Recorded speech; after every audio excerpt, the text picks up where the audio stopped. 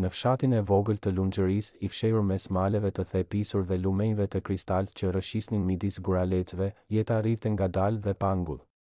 Fshati kishte atë ritmin e ngadalt ku të gjithë njihesin me njëri tjetrin, ku lajmet për ditët e pushimit, për punët në ar apo për ndonjë dasmë përhapen shpejt dhe ku asgjë nuk mbetej sekret për shumë kohë. Në këtë fshat erdhi një ditë Alban, një burr rreth 30 vjeç, i gjatë dhe me sy të thellë, që mbante në vetvete një karizëm të pazakonshëm. Ai kishte ardhur për një punë të përkohshme, por shpejt u bë i njohur në çdo shtëpi dhe çdo lagje.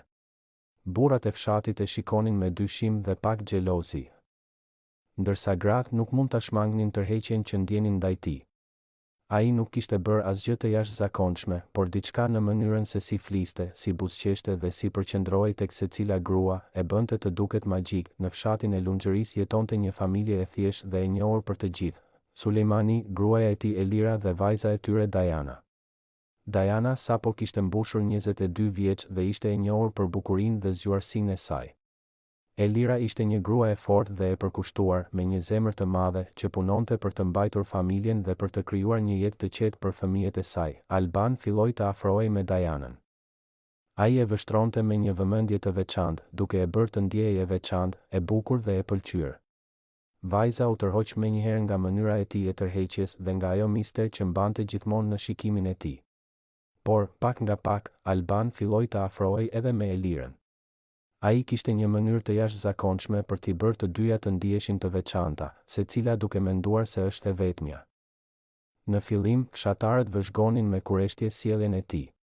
Shumë herë e shikonin duke folur me një buzëqeshje për Dianën në mëngjes dhe pastaj duke i dhënë fjalë të ëmbla Elirës në pasditje.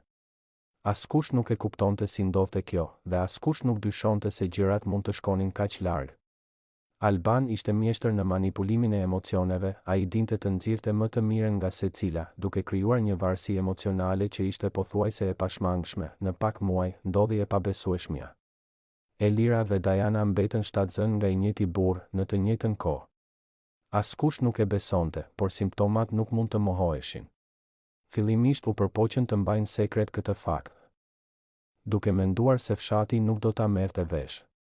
Por Lunxhëria nuk është vend i madh dhe lajmet rrjedhin shpejt. Një ditë, një grua që punonte në treg e pa Dianën duke u dukur e lodhur dhe me shenja të shtatzënisë. Pak ditë më vonë, një tjetër grua vuri re Elirën duke u ndjerë e sëmur dhe e përgjumur. Lajmi u përhap menjëherë, fshati u trondi. Banorët nuk mund ta besonin. Shumë njerëz filluan të flisnin për Albanin, duke e quajtur të pabesueshëm dhe njëkohësisht të manipulueshëm. Zërat për burri që bëri të pamundurën përhapen jashtë Lunxhërisë, duke arritur deri në qytetet më të mëdha. Sulejmani, bashkëshorti i Elirës, ishte i shokuar dhe i zemëruar. Ai nuk kishte menduar kurrë se një mashkull i huaj mund të shkatëronte familjen e tij në këtë mënyrë.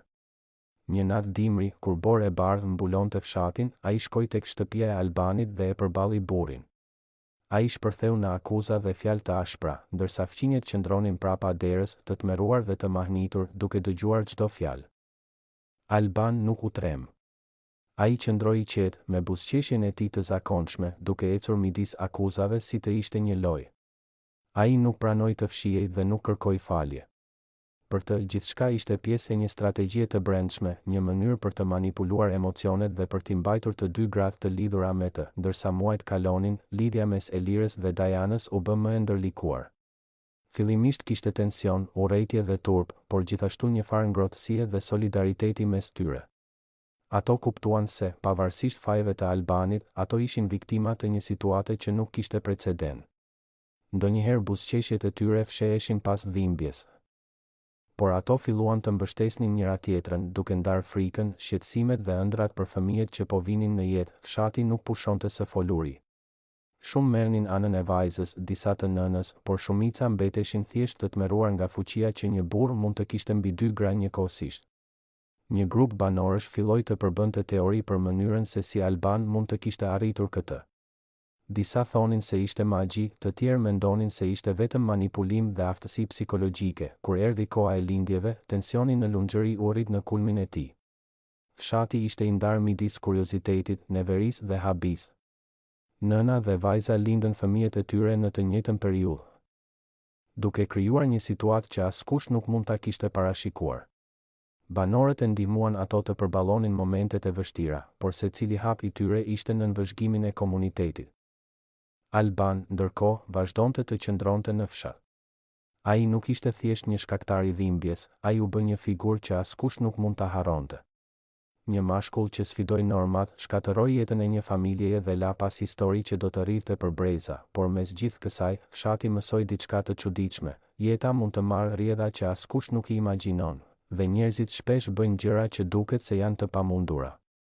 Historitë e Albanit, Elirës dhe Dajanës u bën pjesë e përditshmërisë së fshatit, duke u kthyer në tregime që rridhnin mes banorëve, duke u transmetuar brez pas brezi. Për Elirën dhe Dajanën, jeta nuk ishte më e njëjtë.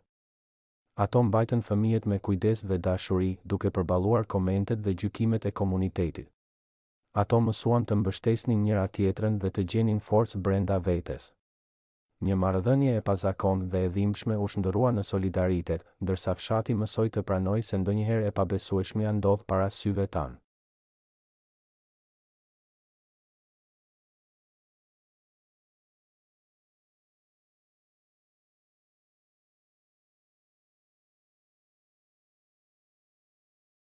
Nëse edhe ju apo dikush që njihni keni përjetuar histori të ngjashme dhe dëshironi ta ndani me ne në mënyrë anonime, mund të na shkruani në faqen tonë.